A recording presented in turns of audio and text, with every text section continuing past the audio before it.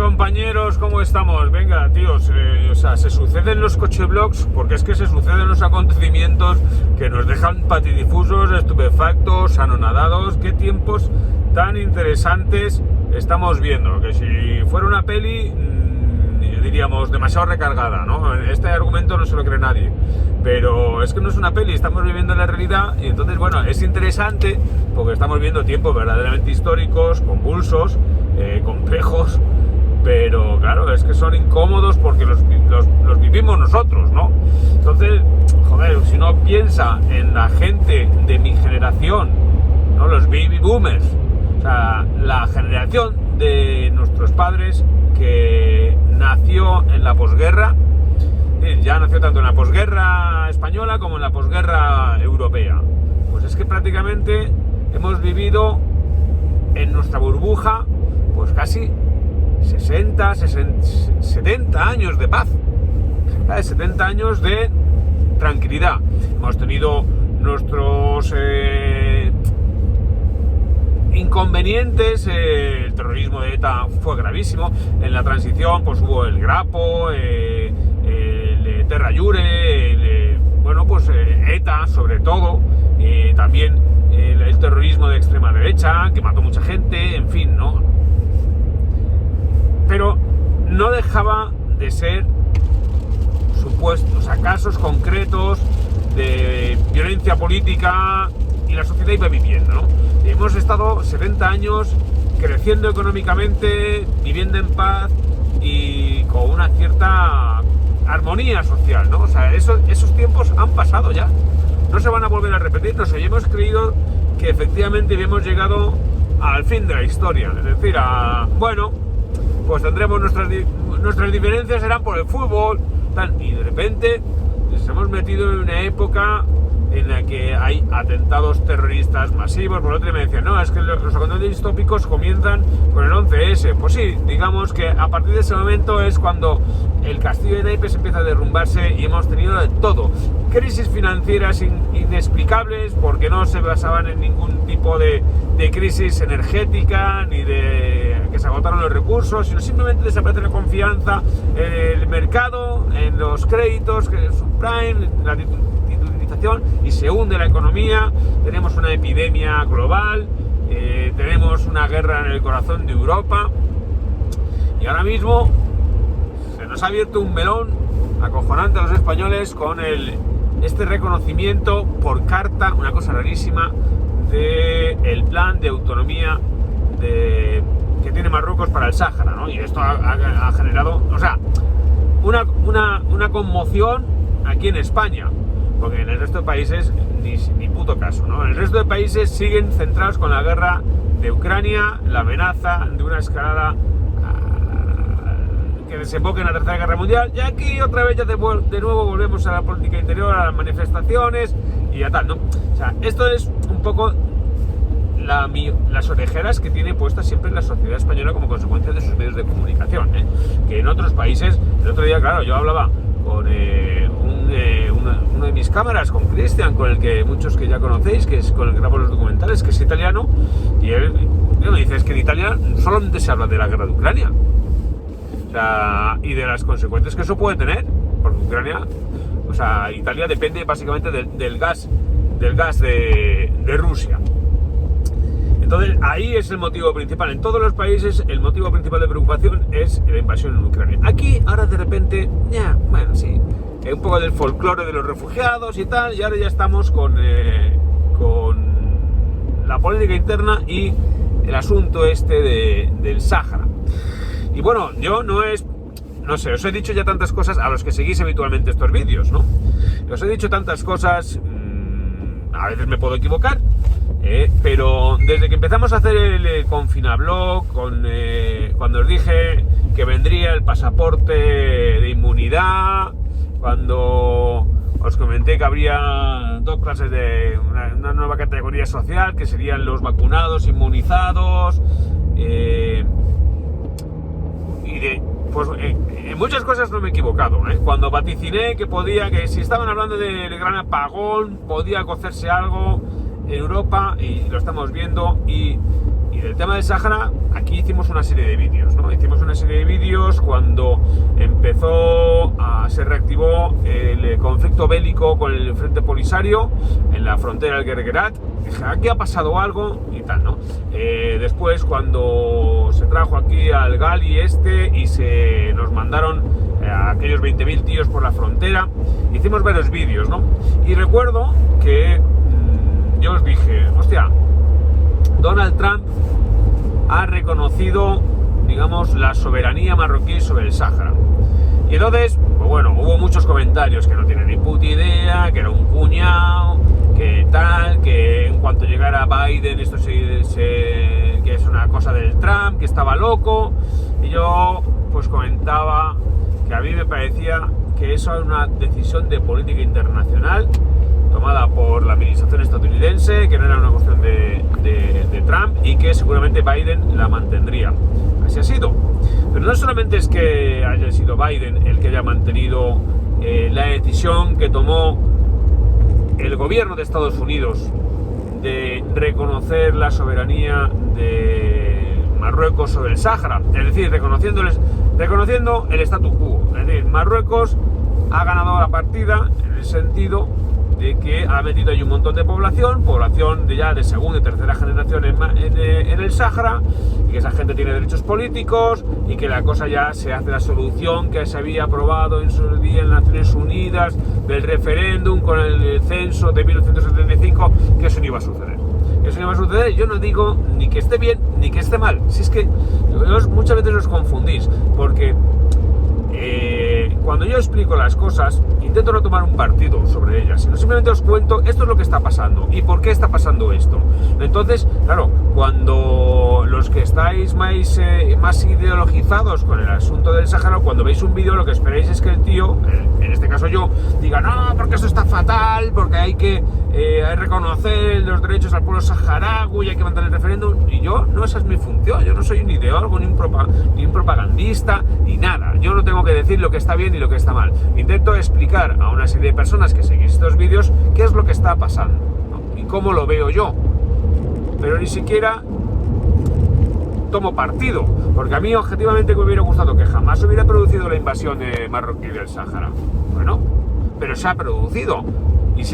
Y militarmente el Frente Polisario no ha ganado la guerra, y por lo tanto quien se ha quedado allí ha sido Marruecos, y Marruecos ha llenado aquella de población, y aquella población ya tiene derechos políticos según los tratados internacionales, y por tanto ya la diplomacia se está dando cuenta que no puede simplemente expulsar a los que se consideran colonos y dejar que no voten la mayor parte de la población que ahora mismo vive en el Sáhara.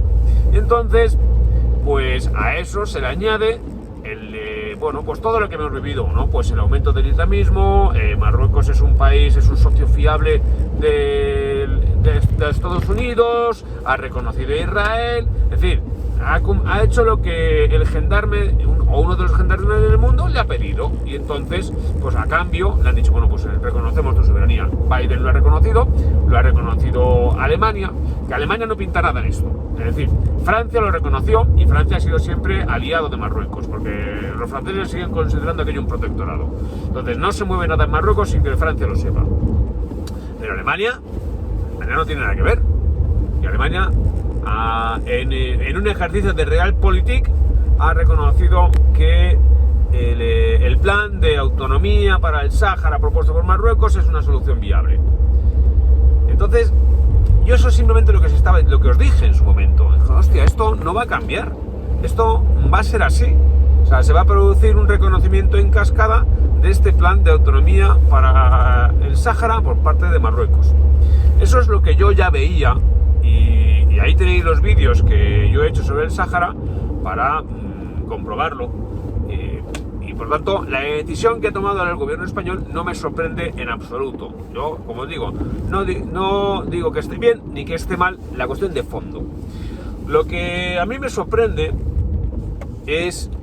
son los bandazos, ¿no? O sea, me sorprende que en un momento dado se traiga a este tío de Frente Polisario y que generemos un conflicto diplomático a escondidas, ¿no? Con pasaporte falso, ¿no? Y que generemos un conflicto diplomático descomunal con nuestro vecino más peligroso, que es Marruecos. Es con el que siempre tenemos los líos, ¿no? Porque efectivamente nosotros que no es que estemos a 17 kilómetros, estamos a 0 kilómetros de Marruecos, en Ceuta y en Melilla. Y eso a veces parece que se olvida. Entonces ahí pues nos ha hecho mucho daño. Nos hace mucho daño, pues ¿cómo? Cometiéndonos tíos, inmigrantes ilegales. Nos hace mucho daño porque nos desestabiliza. Nos hace mucho daño porque amenaza, cierra las fronteras con Ceuta y Melilla y las ahoga económicamente. Ceuta y Melilla son, por decirlo claro, mal y pronto, son Gibraltares.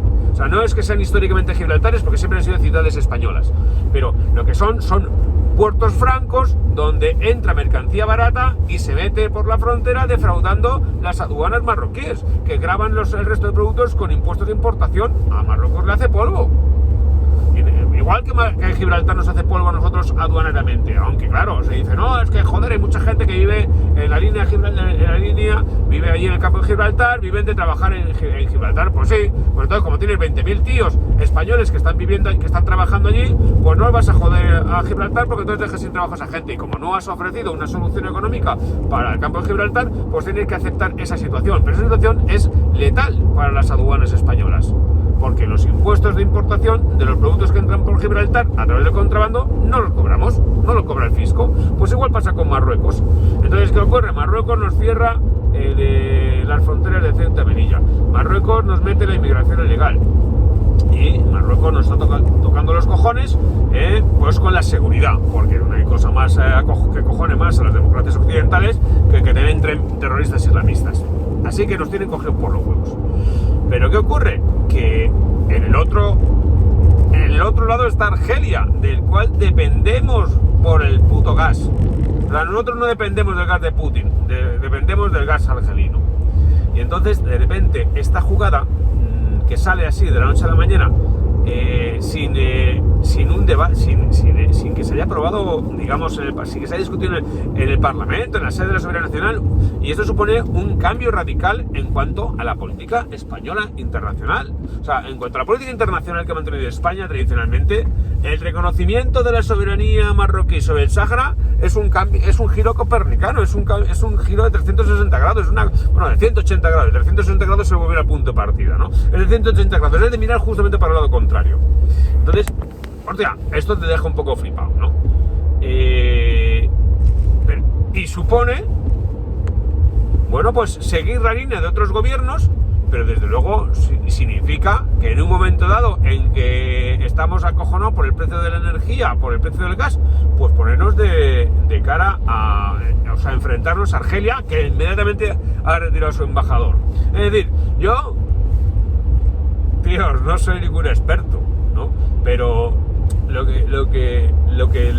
que tú harías si tuvieras dos vecinos muy enfrentados entre ellos es no tomar partido claramente por ninguno de ellos, sino intentar ser neutral. O sea, mantener el statu quo en tu propio beneficio. A nosotros, ¿qué nos interesa? Bueno, pues que Marruecos no está encabronado con nosotros para que nos llene de inmigración ilegal y nos invada Ceuta y Melilla otra vez con 20.000 tíos y me levante el acelerador en cuanto al control de la lucha antiterrorista.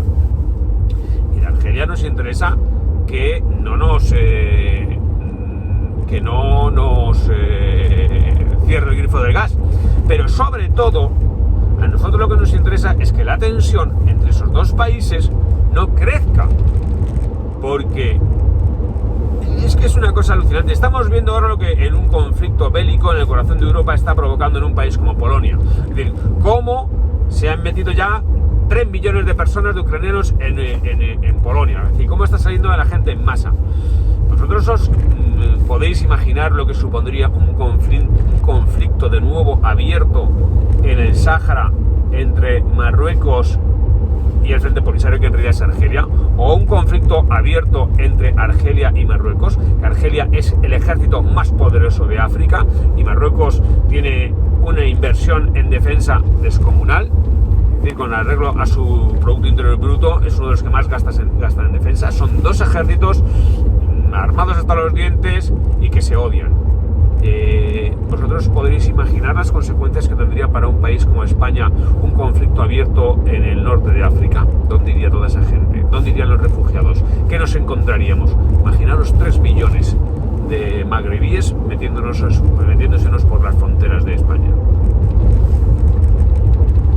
Y no están entrando en Polonia. O sea, si sucediera eso, ese es el escenario más apocalíptico que nos podríamos... O sea, ahí se acababa nuestro modo de vida. Y eso ya os lo garantizo.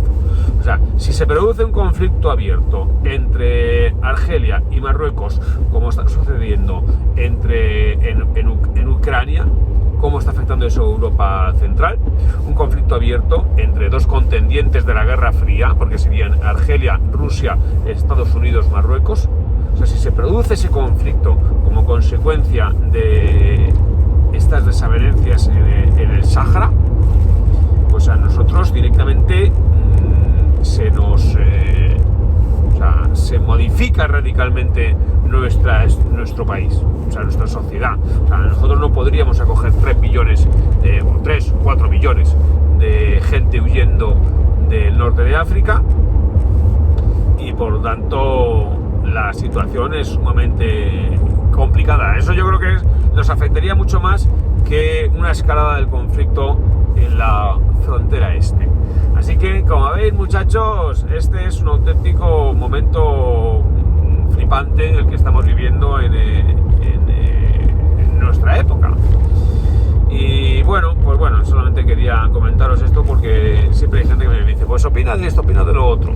Entonces, pues bueno, espero que os haya quedado un poquito más claro lo que está sucediendo, y es que, bueno, pues este reconocimiento, esto no tiene vuelta atrás. Esto, por mucho que protesten los de una parte, tal, al final esto se van a ir sumando más países porque es la imposición del Realpolitik, y lo que pasa es que, bueno, pues es muy duro y muy difícil de aceptar.